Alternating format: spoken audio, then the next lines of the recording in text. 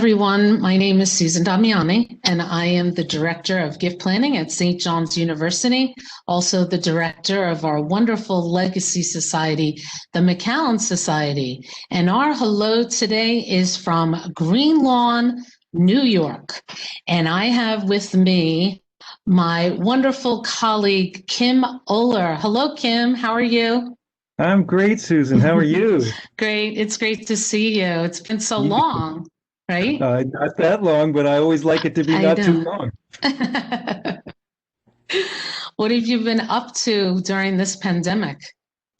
My wife and I are so fortunate. We live in a house in Centerport, New York, which is not far from Greenlawn. But we just love it. We have a house overlooking Greenlawn Harbor, and we That's have a beautiful. kayak. Oh, it's great. And we've really just been home. She works as an advertising business manager. We're both working from home, although I do go to campus on Sunday mornings to music direct the church music at St. Thomas More. And Um, that's right. The masses now have started again, right? At St. yes, Thomas More Church at 11 o'clock in the morning, correct? that's right. And it's Hmm. such a wonderful place, and it's so well run. And so I'm very fortunate in that as well. That's a great Sunday community. And everyone who's listening, we hope if you want to join us, right? They should come. They have to download the green card Yes, before they they have get to on go. campus. Yes, they Hmm. would have to download a pass for the morning. Every day that they come, they have to have a separate pass. And it's very easy to do. They can come anytime after 10:30 on Sunday morning. They park right hard up against the church. The service is never more than an hour. And as I say, it's really just a wonderful place to celebrate. And the music's wonderful because Kim is the director of that, but his full-time position at St. John's is the director of the mixed chorus, which I have to say I didn't even know, and I only learned this recently from Kim, that the mixed chorus is 110 years old this year, which is unbelievable. I know I meet so many of our senior alumni, so I knew that the mixed chorus was a long time tradition here at the university. But to be honest, I did not know it was, it went on that long and continues to thrive thanks to your leadership. You're a wonderful musical director. I have sung under your direction at Lessons and Carols, and it's been a really inspiring and fun experience. Maybe some of our viewers are alumni of Mixed Chorus. I'm not sure, Kim, but was Mixed Chorus the official name like back 100 years ago? Did it have a different name? I thought I saw something that it had a Yes, different name. I don't know when it changed to mixed chorus. That's a Hmm. technical term for the kind of chorus we are. Hmm. It means that we're both men and women. And I believe originally it was the Glee Club. Yes. And it may Hmm. have been other things, but because I have quite a few alumni who sing with us every year at Lessons and Carols, and we just love having them. I'm aware that we've been around for a long time, and I must have had great predecessors, although I have not met any of them. And the one who preceded me was just terrific. I didn't meet him, but he certainly had done a very good job with the program.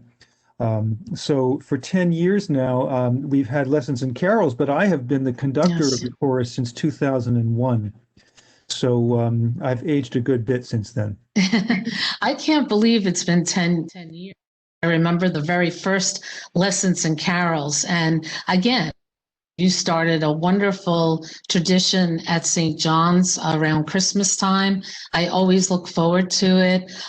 Spiritually and musically, it's a great way to start off the holidays. It's always the first Saturday, correct, of That's December. correct. Yes. But now, unfortunately, we all know that we will not be able to get together this year.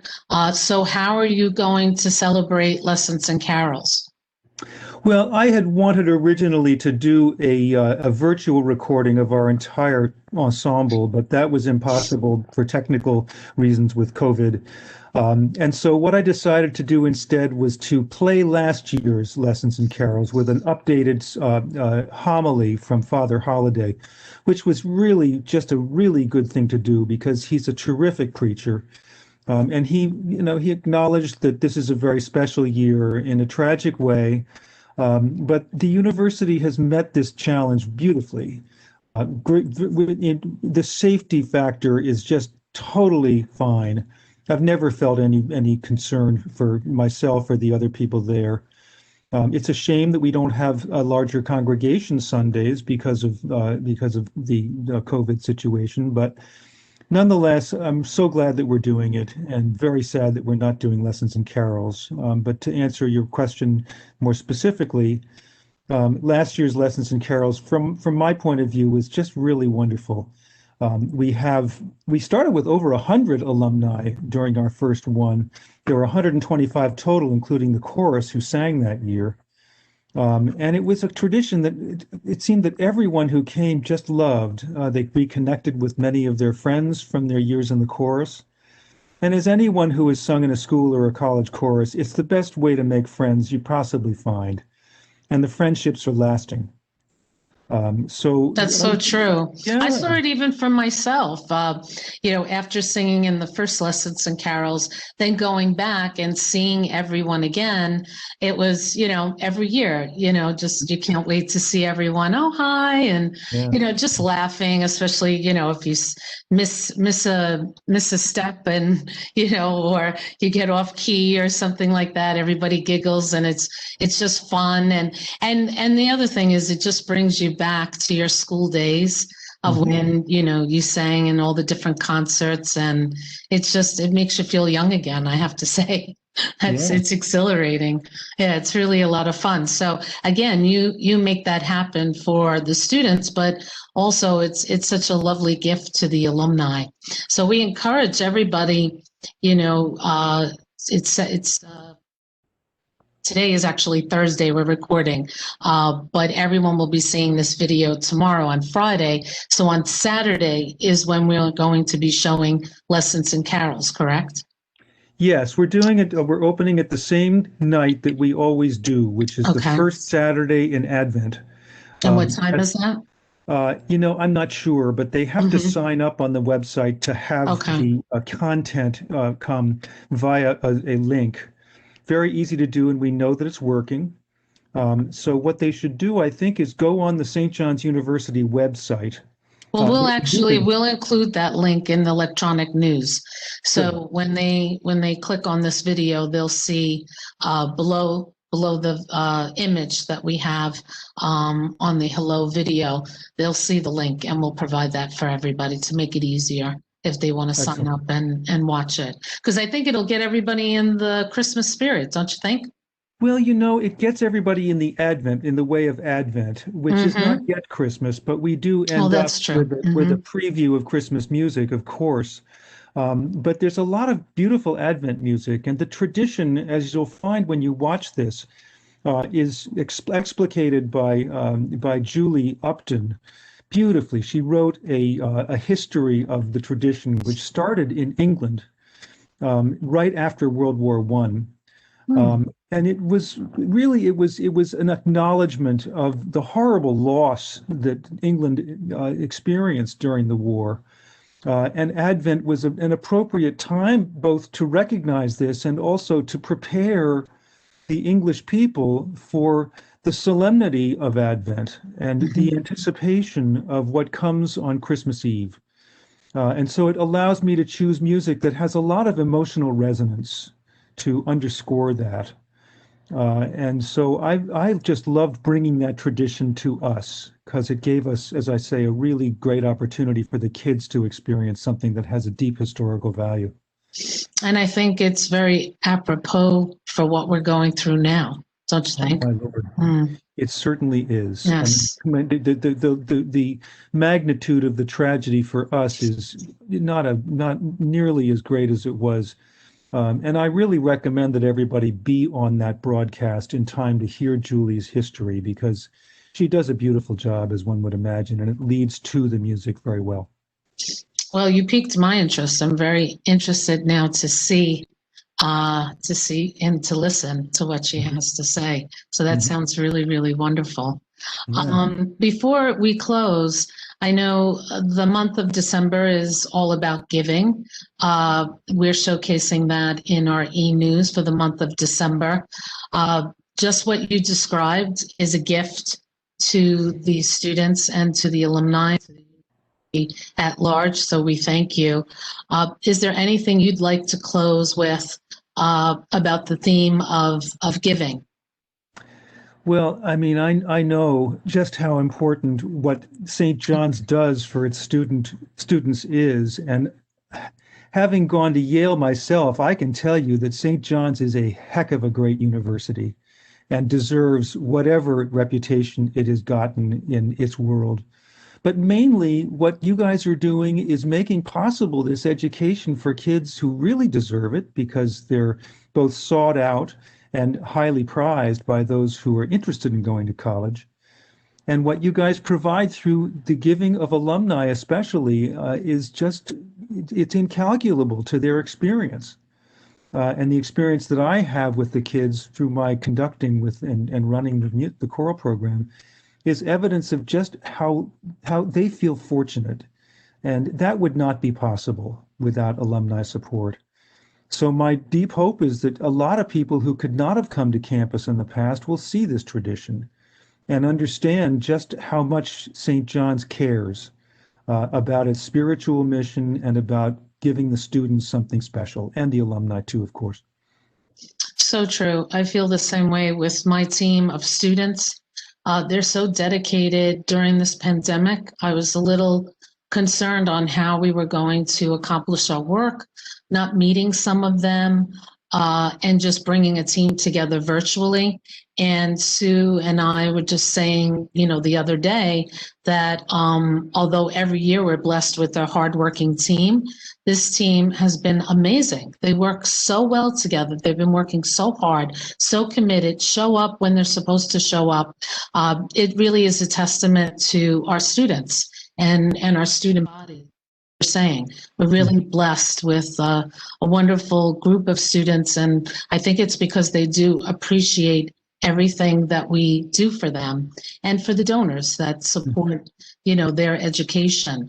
And today I'm hoping our viewers see your dedication and your passion, because I see it all the time when I go to all the events or Sunday Mass. You're not in it for the paycheck. You're in it because you like what you're doing and you want to help the students, and you do such a great job. So thank you so much for all you do. And also thank you for this wonderful surprise that came in the mail. Well, Thank let you me so tell everybody much. can I tell everybody what that is? You certainly That is can. that's the Joseph R. Galliano Award that I instituted 10 years ago to memorialize the man who was essentially introduced me to the alumni body of the chorus. He was a member of the chorus, really passionate member, and without him, it wouldn't have happened.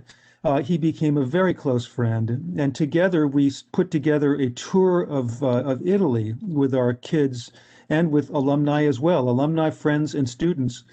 That was just wonderful, and it was absolutely devastating that he died less than a year before we were to go, at a very young age. And to recognize him and his legacy, I started the Galliano Award in his memory. And you are the 10th recipient of that because over these 10 years, you have been so part of making it happen, and specifically making it happen in a way that it helps the university through the alumni body, supporting the university through their giving. So the whole thing has been a win-win for me, and I'm just grateful as I could be. Well, I'm really very, very honored because I knew Joe. You said it about him. He was a wonderful, wonderful man, very talented, attorney, but so musically inclined, beautiful voice, bigger than life. I still, when I'm in the church, when certain songs that you sing, I hear Joe's voice in my head, and I can remember the way he sang the song, and it's in my mind forever. And then when you said you were giving me this award that was in his memory, I have chills right now. I was really, really touched by it, but I am a big supporter of the performing arts. And I was in the chorus back in my day. And so I know what it does for students. I think it's a great outlet for them while they're studying, and it gives them great confidence. And I think it helped me with my career. So again, great gift, and thank you so much. I'm so touched. I think Sue's gonna put the picture of us. I'm accepting it in the COVID way. I love it. That's great. That's great. Yes. I think that's great. Yeah. And I want to say, too, the theme of this interview and what you're doing for the university, Joe was recognized as the alumnus of the year a number of years ago. And the things that he's given the entire university are perhaps encapsulated by his generosity as an alumni donor.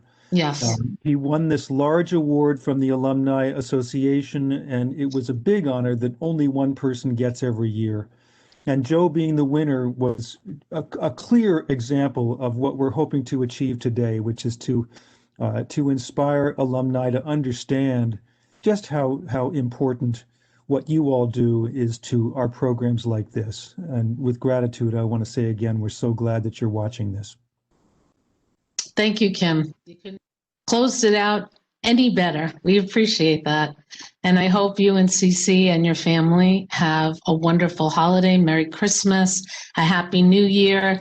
It's certainly been a challenging year, but I think we all got through it all together, helping each other. And I thank you all for all your support and assistance. I know when I want to bring music to the society members through our events or programs, or even showing a video virtually, I can pick up the phone, and without hesitation, you're always there, to lend a helping hand. So I really appreciate it. It's been quite an experience working with you. Thank you.